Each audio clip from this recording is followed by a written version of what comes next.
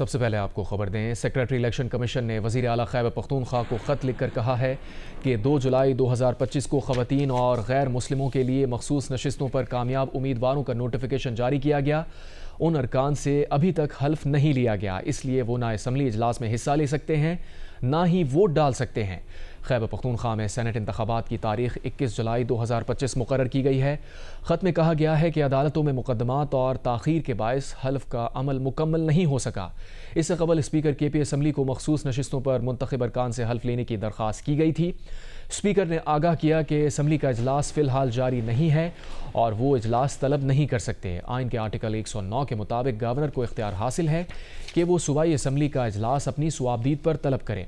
ख़त में मज़ीद कहा गया है कि आर्टिकल 105 में दर्ज है कि गवर्नर अपनी आइनी ज़िम्मेदारियाँ वज़ीर आला या काबीना की मुशावरत से अदा करेगा। पेशावर हाई कोर्ट 27 मार्च 2024 के एक फ़ैसले में अपनी राय दे चुकी है कि सूबाई हुकूमत तमाम ज़रूरी इक़दाम करे।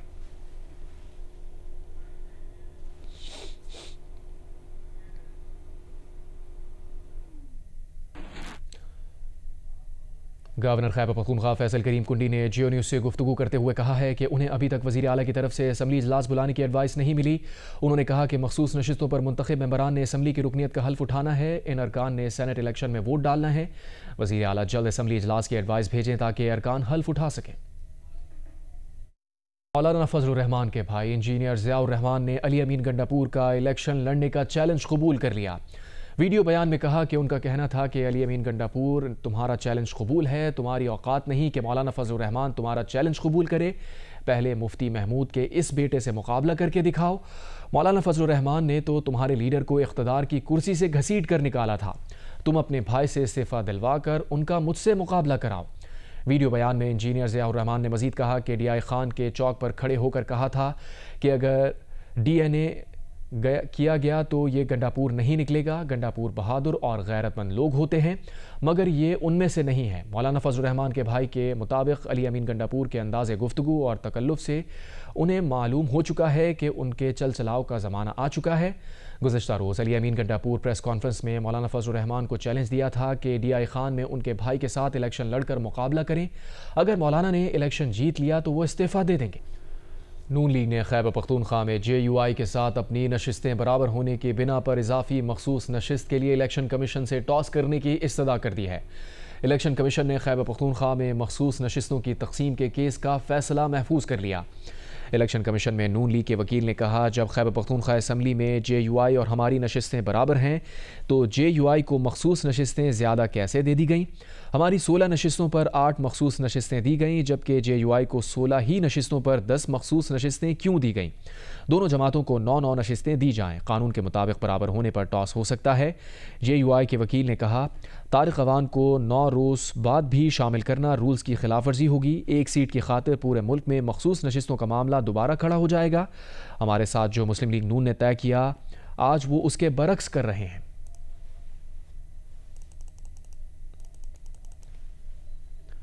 मौलाना फजलुर रहमान ने कहा है कि PTI के साथ ताल्लुकात में मयाना रवी और इख्तलाफात को इख्तलाफात तक रखना चाहते हैं। चार सद्दा में गुफ्तगू करते हुए जमीयत उलमा इस्लाम फ़े के सरबराह का कहना था कि खैबर पख्तूनख्वा की अपोजिशन पार्टीज़ अरकान की रुकनीत मुअत्तल करने के लिए अदालतों में हैं। इस वक्त भी नून लीग हमारे खिलाफ अदालत गई है। क्या नून लीग को अंदाज़ा नहीं कि इस इक़दाम से फ़ायदा किसको हो रहा है? मौलाना फजलुर रहमान ने कहा कि सूबे को तब्दीली की ज़रूरत है। PTI के अंदर से ही तब्दीली होनी चाहिए।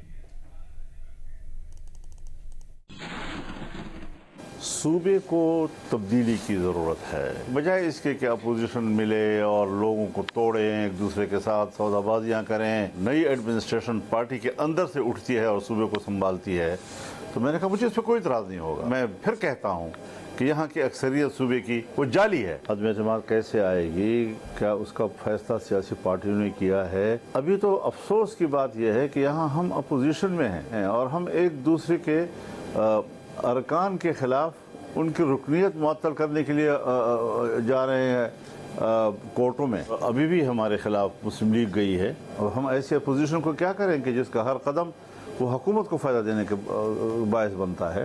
इनके साथ मिलकर कैसे चला जाए, इस पर सोचा जाएगा। फिर इधर से हुक्मरान भी हमें लच्चर ज़बान में जवाब देते हैं और गालियां देते हैं, और हमारे अपने अपोजिशन के दोस्त भी हमारे खिलाफ कोर्टों में घूम रहे हैं। ऐसी सूरत हाल में आप अदम एतमाद का सोच रहे हैं और मुझ पर सवाल कर रहे हैं कि अदम एतमाद कैसे करोगे।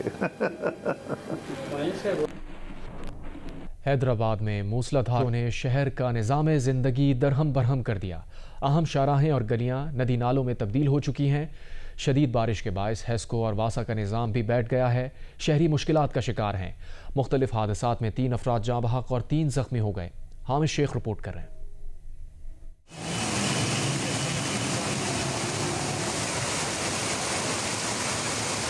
हैदराबाद में तेज हवाओं के साथ 1.5 घंटे तक जारी रहने वाली मूसलाधार बारिश ने निजाम जिंदगी दरहम बरहम कर दिया। लतीफाबाद, कासिमाबाद, टंडोजाम समेत शहरी और देही इलाकों के नशेबी मुकामात ज़ेरे आब आ गए। अस्पतालों और घरों में पानी दाखिल हो गया, जबकि सड़कें और गलियां नदी नालों का मंजर पेश करने लगी। शदीद अर्बन फ्लडिंग के बायस शहर भर में सैकड़ों गाड़ियां पानी में फंस गईं। लतीफाबाद नंबर 7 में रेलवे ब्रिज के नीचे 4 फीट तक पानी जमा हो गया, जिसके बायस हैदराबाद और कासिमाबाद के दरमियान राबिता मुनक़ता हो गया। हेस्को के 140 फीडर समेत पूरे रीजन में 350 फीडर्स ट्रिप कर गए, जिसके बायस शहर के कई इलाकों में बिजली की फराहमी मुअत्तल हो गई। दूसरी जानिब बिजली और डीजल की अदम फराहमी के बायस पंपिंग स्टेशंस भी बंद पड़े रहे, जिससे निकासी ऐप का अमल मजीद मुतासिर हुआ। शहरियों ने इंतजामिया पर शदीद तनकीद करते हुए कहा कि महकमा मौसमियात की जानिब से पहले ही शदीद बारिशों की पेशगोई की गई थी, मगर इसके बावजूद निकासी ऐप के मौसर इंतजामात न होना बल्दियाती इदारों की कारकर्दगी पर सवालिया निशान है। बुलेली, परेटाबाद, लतीफाबाद तमाम इलाकों में पानी भरा हुआ है। लाइट का तो सूरत हाल बिल्कुल तबाह बर्बाद है। लाइट तो अभी बस पता ही नहीं है, बंद करने का पता है, आने का कोई पता नहीं है। आधे घंटे की बारिश हुई है, ना बल्दियाँ नजर आ रही है, ना वो बिजली है, ना कुछ है। डिप्टी कमिश्नर हैदराबाद ज़ैनुल आबिदीन का कहना है कि इंतजामिया मुकम्मल तैयार थी, मगर क्लाउड बर्स्ट की गैर मामूली सूरत हाल के बायस हालात बिगड़ गए। काफ़ी जगहों पे मशीनरी भी अफेक्ट हुई है, क्योंकि बारिश की जो रुख और रफ्तार थी वो बहुत ही अनटूवर्ड थी। पानी की निकासी शुरू हो जाएगी। मैंने नहरें सारी नीचे करवा दी हैं इरीगेशन अथॉरिटी से बात करके, तो जो बाय ग्रेविटी पानी जा सकता है वो जा रहा है। रिमेनिंग जितनी भी मशीनरी से पंप होने वाला पानी है, हम उस पर भी कोशिश है कि इंशाल्लाह जितनी जल्दी हो सके डी वाटरिंग की एक्सरसाइज फुल स्ट्रेंथ के साथ स्टार्ट हो। महकमा मौसमियात के मुताबिक हैदराबाद के शहरी इलाकों में 53 मिलीमीटर और एयरपोर्ट पर 50 मिलीमीटर तक बारिश रिकॉर्ड की गई। साथ ही रिपोर्टर अली नईम, कैमरामैन काजी शकील अफजल खान के साथ हामिद शेख, जियो न्यूज़, हैदराबाद। हैदराबाद में शदीद बारिशों के बायस घरों और अस्पतालों में भी पानी दाखिल हो गया, जिससे मरीजों को शदीद परेशानी का सामना है। तफसीलात बता रहे हैं जियो न्यूज़ के नुमाइंदे अली नईम। जी बिल्कुल, हैदराबाद में होने वाली मूसलाधार तूफानी बारिश के बाद शहर के नशेबी इलाके ज़ेरे आब आ गए। नशेबी इलाकों के घरों में जहां पानी दाखिल हो गया, वहीं पर जो नशेबी इलाकों के अंदर हॉस्पिटल्स हैं, मदरसे हैं, वहाँ भी पानी दाखिल हो गया। इस वक्त मैं लतीफाबाद 6 नंबर हिलाल अहमद अस्पताल में मौजूद हूँ। आप देख सकते हैं कि इस जनरल अस्पताल के अंदर भी पानी दाखिल हो गया था। वार्ड्स के अंदर जहाँ पे ड्यूटी डॉक्टर्स बैठे हैं, वहाँ पर इस पूरे अस्पताल के अंदर पानी होने की वजह से क्या डॉक्टर्स हो, क्या तिब्बी अमला हो, क्या मरीज हो, सबको ही परेशानी का सामना करना पड़ रहा था। हैदराबाद के अंदर जो मूसलाधार तूफानी बारिश हुई है, उसके अंदर 2 हादसा इस तरह के रूनुमा है, जिसके अंदर 3 अफराद जाँ बहक हो गए। अब भी कई इलाके ऐसे हैं जहाँ पर बरसाती पानी का निकास नहीं हो सका है। शहरियों का कहना है कि फिलहाल बारिश के पानी के निकास के अमल को यकीनी बनाया जाए। इंतजामिया इस बात का इंतजार कर रही है कि जैसे ही बिजली की फराहमी का अमल शुरू होता है तो पंपिंग स्टेशन अपना काम शुरू करेंगे और बरसाती के पानी के निकास को यकीनी बनाया जा सकेगा। जी। पंजाब, आज़ाद कश्मीर, खैबर पख्तूनख्वा के मुख्तलिफ शहरों में बारिशों का सिलसिला वक्फे से जारी है।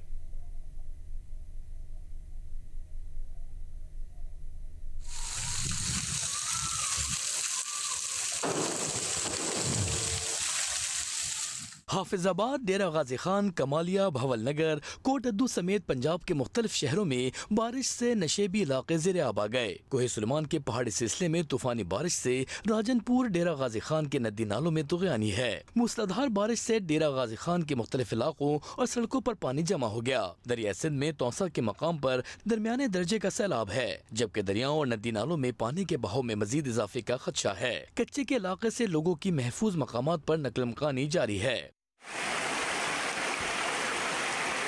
मियावाली में बरसाती नालों में शदीद तुग़यानी है, पानी घरों में दाखिल हो गया। लिया के मकाम पर दरिया सिंध में दरमियाने दर्जे का सैलाब है। दरिया किनारे आबाद दर्जनों बस्तियों के मकीनों की नकल मकानी जारी है। जुनूबी वजिस्तान लोयर में तूफानी बारिश और सैलाबी रेलों से कच्चे घरों ज़रई जमीनों को नुकसान पहुँचा। तूफानी हवाओं से सोलर पैनल्स भी उखड़ गए। लैंडस्लाइडिंग से वाना गोमल जाम रोड बंद है। मुजफ्फराबाद, वादी नीलम, नकियाल, आजाद कश्मीर समेत दीगर इलाकों में भी बारिशों का सिलसिला वक्फे से जारी है। ब्रेकिंग न्यूज आपको दें, तजावुजात के खिलाफ मलकंड डिवीजन में ऑपरेशन जारी है। मलकंड के 9 अजला में 2 हफ्तों के दौरान 63 इमारतों को सील किया गया और 198 कनाल से ज्यादा रकबे से तजावुजात का खात्मा किया गया। इस पर मजीद क्या डिटेल्स हैं, जानेंगे जियो न्यूज के नुमाइंदा फातिमा अमजद से। जी फातिमा, क्या डिटेल्स हैं? जी, मालाकंड डिवीजन में तजावुजात के खिलाफ गुज़िश्ता 2 हफ्तों से ऑपरेशन जारी है। इस हवाले से रिपोर्ट सूबाई हुकूमत को मौसूल हो गई है।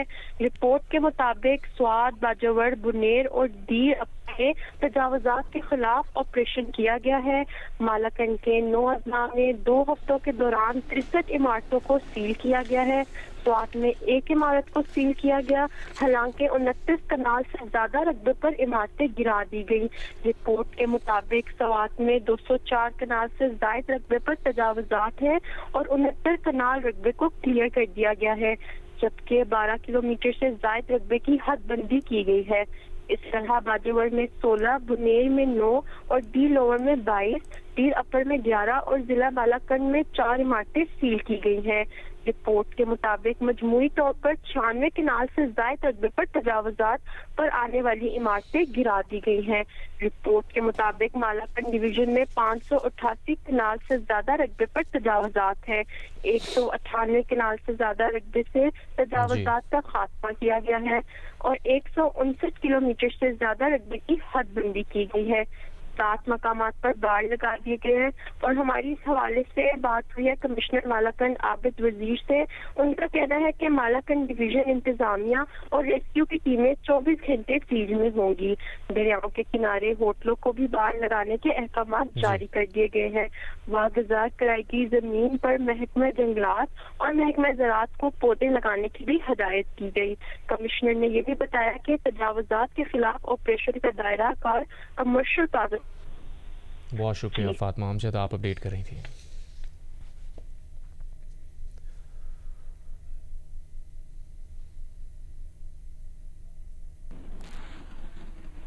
वज़ीर आज़म शहबाज शरीफ की ज़ेर सदारत FBR की डिजिटाइजेशन पर जायज़ा इजलास हुआ। इजलास से खिताब करते हुए वज़ीर आज़म का कहना था कि टैक्स गोशवारे का आसान और उर्दू में होना खुशाइन अमर है। डिजिटल इनवॉइसिंग का भी उर्दू में इजरा किया जाएगा। वज़ीर आज़म ने कहा कि FBR की तमाम इस्लाहात की शफाफियत के लिए थर्ड पार्टी वैलिडेशन यकीनी बनाई जाए। टैक्स गोशवारों को डिजिटल, मुख्तसर और मरकज़ी डेटाबेस से मुंसलिक करके आसान तरीन बना दिया गया है। नए आसान टैक्स गोशवारों से तनख्वाहदार तबका सबसे ज़्यादा मुस्तफ़ीद होगा।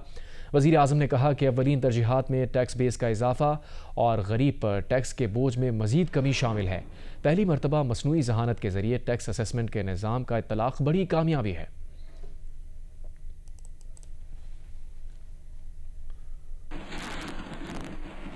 वफाकी वज़ीर ख़ज़ाना मोहम्मद औरंगज़ेब ने कहा है कि पहली मरतबा मकान बनाने वालों के लिए सस्ते कर्ज की स्कीम लाई जा रही है। इस सिलसिले में बैंक्स को सपोर्ट किया जाएगा। आप कंस्ट्रक्शन की बात करते हैं, जब तक मॉर्गेज फाइनेंसिंग इस मुल्क में आगे नहीं चलेगी, क्योंकि सारा कुछ इक्विटी फाइनेंस एक सर्टेन लेवल तक ही जाएगा। मॉर्गेज फाइनेंसिंग के लिए अब बैंकों के साथ जो बात हुई है उसमें जो छोटे और पहली दफ़ा के घर होंगे उस पर हम सब्सिडी भी इस बजट का हिस्सा है, ताकि जो एंड कंज्यूमर है उसको कम रेट पे मिले। एंड फर्स्ट लॉस का भी उसमें जिक्र है, ताकि जो बैंक्स हैं वो रिस्क ले सकें, but for the small holders of the property and first time property holders. Larkana में जहनी माजूर बच्ची को जिनसी ज्यादती का निशाना बनाने वाला मुलजिम पुलिस कार्रवाई के दौरान हलाक हो गया, जबकि मुलजिम के 2 साथी फरार हैं। ज्यादती का निशाना बनने वाली जहनी माजूर बच्ची दौरान इलाज दम तोड़ गई। पुलिस के मुताबिक रतुडेरो के इलाके में गुज़िश्ता रोज़ 12 साला जहनी माजूर बच्ची के साथ 3 अफराद ने जिनसी ज्यादती की थी। ज्यादती का शिकार बच्ची आज सुबह ट्रॉमा सेंटर में दौरान इलाज दम तोड़ गई, जबकि इसी दौरान पुलिस ने ज्यादती में मुलविस मुलजिमान के खिलाफ कार्रवाई की। कार्रवाई के दौरान मरकजी मुलजिम अपने साथियों की फायरिंग से जाँ बहक हो गया, जबकि मुलजिम के 2 साथी फरार हो गए। SSP लाड़काना के मुताबिक फरार मुल्जिमान की गिरफ्तारी के लिए छापे मारे जा रहे हैं।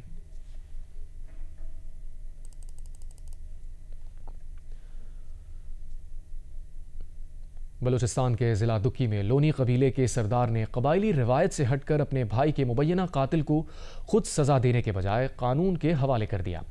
लेवीज़ हुकाम के मुताबिक दुक्की में जुमे को नौजवान की मस्ख शुदा लाश मिली थी। मकतूल लोनी कबीले के सरदार फारूक खान लोनी का छोटा भाई था। लोनी कबाइल ने मुबैना कातिल को पकड़ लिया था। कबीले की रिवायत के मुताबिक कातिल को उसी तरह उसी मकाम पर सज़ा दी जानी थी जिस तरह उसने कत्ल किया था, लेकिन ऐन मौके पर कबीले के सरदार ने भाई के मुबैना कातिल को खुद सज़ा देने का फैसला तर्क कर दिया और मुल्जिम को लेवीज़ के हवाले करके कानून की बालादस्ती की मिसाल कायम कर दी। गिरफ्तार मुल्जिम मकतूल नौजवान का 40 लाख रुपए का मकरूज था। मुल्जिम के खिलाफ मुकदमा दर्ज करके कार्रवाई शुरू कर दी गई है।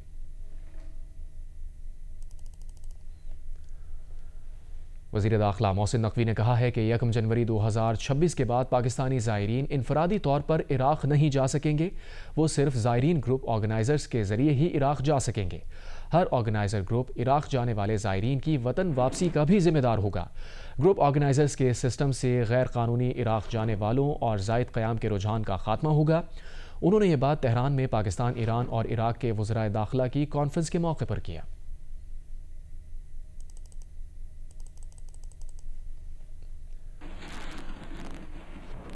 गवर्नर सिंध कामरान खान डिसोरी और वज़ीर आला सिंध मुराद अली शाह ने कराची में फ्रांस के कौमी दिन की तकरीब में बहैसियत मेहमान खुसूसी शिरकत की।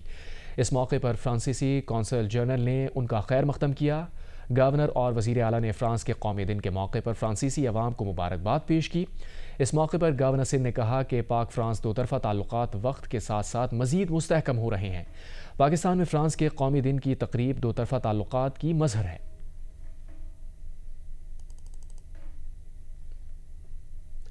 पंजाब के वज़ीर ज़राअत सैयद आशिक हुसैन करमानी की सरबराही में आला सतह के वफ़द ने मिस्र का दौरा किया और मिस्री वज़ारत ज़राअत से मुलाकात की।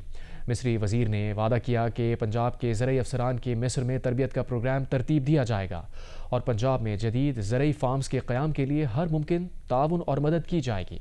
पंजाब हुकूमत के वफ़द में पार्लिमानी सेक्रेटरी बराए ज़राअत उसामा लगारी और सेक्रेटरी ज़राअत पंजाब इफ्तिखार अली सहू शामिल थे। मिस्री वज़ीर ने मुलाकात में ज़रई तहक़ीक़ और लाइफ स्टॉक के शोबों में मुकम्मल ताउन और मदद फराहम करने की यकीन दहानी कराई। आशिक हुसैन किरमानी ने मिस्री वज़ीर ज़राअत को पंजाब के दौरे की दावत दी, जो उन्होंने कबूल कर ली।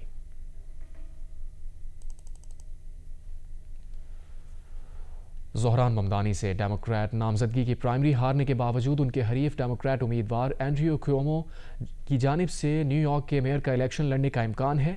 न्यूयॉर्क के साबिक गवर्नर क्योमो ने अगर ये फैसला किया तो वो न्यूयॉर्क के मेयर का इंतखाब आज़ाद हैसियत में लड़ेंगे। इस सिलसिले में बाकायदा ऐलान जल्द मुतवक्के है। न्यूयॉर्क की मौजूदा मेयर एरिक एडम्स भी आज़ाद उम्मीदवार के तौर पर न्यूयॉर्क का मेयर बनने की दौड़ में हैं, जबकि रिपब्लिकन पार्टी के बाकायदा उम्मीदवार कर्ट्स स्लाइवा भी मैदान में हैं।